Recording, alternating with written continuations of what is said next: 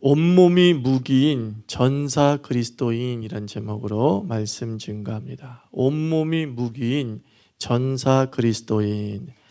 성경은 예수님을 많은 사람을 저희 죄에서 구원하실 분이다 라고 소개하고 있습니다.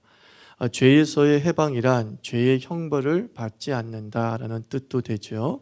그리고 죄의 끔찍함을 경각하고 죄를 미워하고 근심하는 현상이 나타나게 됩니다.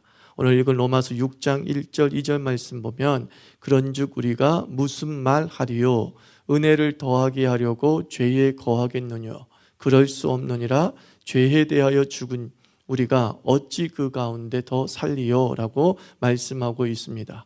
더 이상 죄에 대해서 우리가 죄에 거하지 않으려고 하는 발버둥이 있다는 것이죠. 흘러 넘치는 십자가의 은혜를 체험한 사람은 더 이상 죄를 무감하며 살 수 없게 됩니다. 은혜는 강한 죄책감을 동반하게 됩니다. 한 청교도 설교자가 광장에서 청중을 모아놓고 설교하고 있었습니다. 여러분, 이 세상에서 가장 무거운 것이 무엇인 줄 압니까? 그것은 죄책이라는 짐입니다. 참된 행복은 죄의 짐을 벗는 데 있습니다. 이때 한 젊은이가 그 죄책이란 짐이 대체 몇 파운드나 되는 겁니까? 나야말로 아무 짐도 느끼지 못하니까 나는 행복한 사람이 아니겠어 라고 말했습니다. 그러자 설교자는 그 청년을 향해서 이렇게 반문했다는 것이죠. 청년이요, 만약 시체 위에다가 400파운드의 무게를 올려놓으면 당신은 그 무게를 느낄 수 있겠어? 아이, 그야 시체야 그 무게를 못 느끼죠 라고 청년이 대답합니다. 맞소. 영적으로 죽은 시체는 아무 죄책도 느끼지 못하오 라는 겁니다. 그렇습니다. 여러분들, 죄가 없어서 죄책을 못 느끼는 것이 아니라 죽었기 때문에 죄책을 못 느끼는 것입니다. 우리가 예수 안에서 다시 살아났을 때에 나타나는 현상은 강한 죄책감입니다.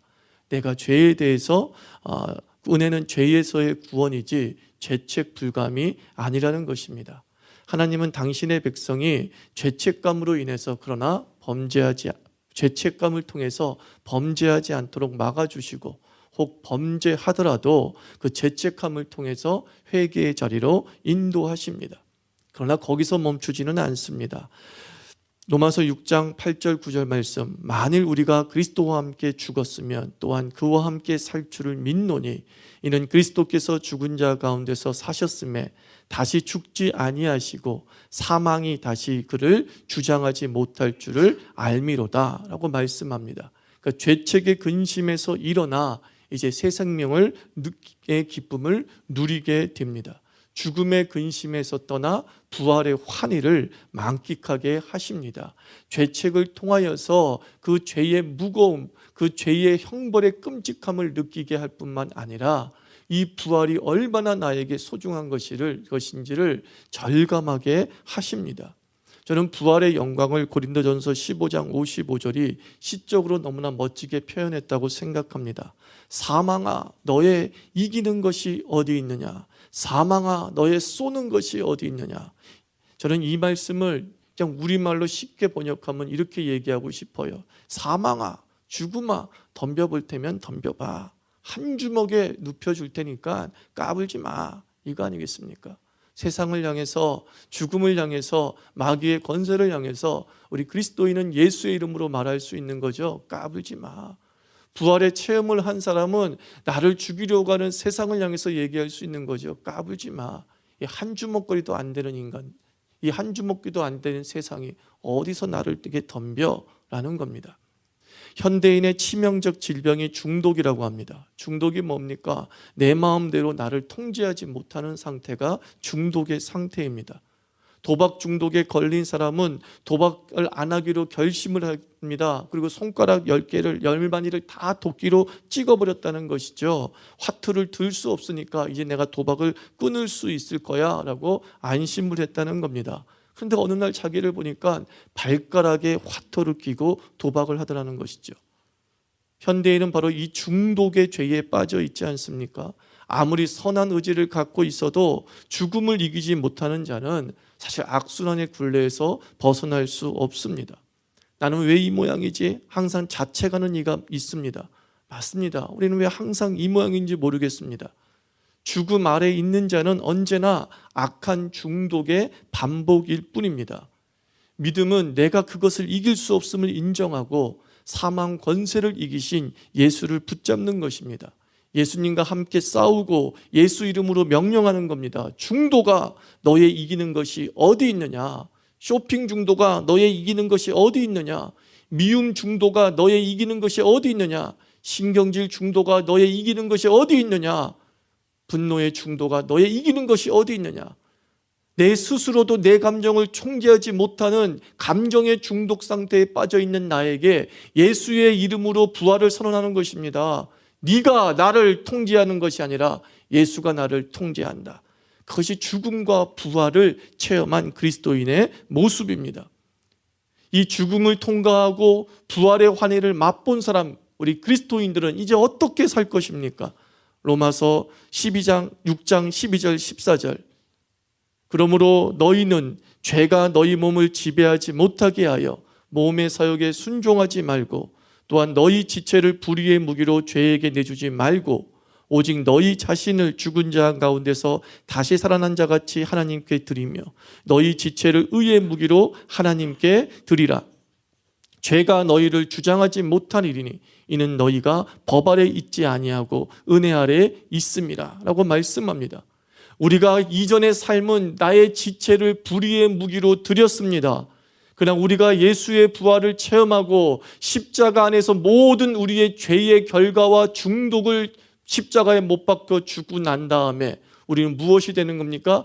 의의 무기다라고 말하고 있습니다. 의의 무기다. 너희의 모든 지체를, 모든 인격을, 모든 삶을 의의 무기로 드리라 라고 말씀하고 있습니다. 구원 이후로는 영적 중간지대는 없습니다. 우리가 구원받았다는 것은 치열한 전투의 현장으로 들어서는 것입니다. 악의 세력은 끊임없이 믿음을 빼앗으려 할 것이고 옛사람의 악습을 건드려서 우리의 거룩에 흠집을 내려 할 것입니다. 죄는 빼앗긴 자기의 노예를 되찾기 위해서 끊임없이 우리에게 전쟁을 거는 겁니다. 전투를 거는 겁니다. 거짓말과 실망과 욕심과 이간 등의 무기들을 동원하여서 우리를 무력화시키고 다시 자기의 노래로 빼앗으려고 할 것입니다. 구원은 무엇입니까? 전사로서 세움받는 것입니다. 이전까지는 우리가 노예였습니다. 이전까지는 죄와 싸울 수 있는 능력이 없는 존재였습니다. 그러나 예수 그리스도의 부활의 능력이 우리에게 주시는 구원은 무엇이냐? 우리가 전사가 되었다는 거예요. 옛사람은 악의 칼날에 벌벌 떨면서 정욕에 순응하며 살았지만 믿음 이후로는 온몸이 무기가 되는 것이죠. 강력한 십자가의 전사로 살게 될 줄 믿습니다.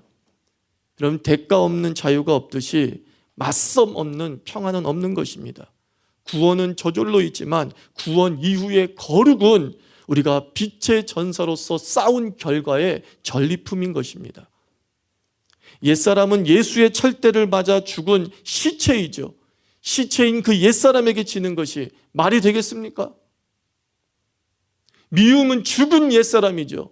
신경질은 죽은 옛사람이죠. 부정적인 것은 죽은 옛사람이죠. 그것들에게 진다는 게 말이 됩니까? 성경은 얘기하면 말이 안 되잖아 라는 것입니다. 우리 그리스도인에게는 이 말이 안 되는 일 당연히 벌어지지 않을 줄 믿습니다. 어떻게 했을 때? 내가 전사로서 싸워나갈 때입니다. 내가 의의 무기로 하나님께 내 인생 전체를 드리고 예수 그리스도의 부활의 능력을 가지고서 맞서 싸우면 우리는 백전백승일 줄 믿습니다. 지는 이유는 안 싸웠기 때문에 지는 거예요. 안 싸웠기 때문에. 오늘 이후로 여러분들이 전사로서 싸워나가기를 주의 이름으로 축원합니다. 옛사람의 시체가 악취를 풍기지 못하도록 하나님께 나를 온전히 전인격적으로 드리게 될 때에 주께서 성령의 전신갑주를 입혀 주실 것이고 하늘의 전사로 살게 하실 줄 믿습니다. 함께 기도합시다. 하나님 아버지, 우리는 항상 기도가 끝나면 전투의 현장으로 나아갑니다. 하나님 아버지, 성령의 전신갑주를 덧입혀 주셔서 사탄의 악한 화전을 막아내고 말씀의 검으로 악한 영의 권세를 꺾게 하여 주시옵시고 이제 하나님 아버지, 내가 빛의 전사로 살게 하여 주시옵소서. 빛의 전사로 승리의 전리품을 아버지여 취할 수 있는 자 되게 하여 주시옵소서. 함께 기도하겠습니다.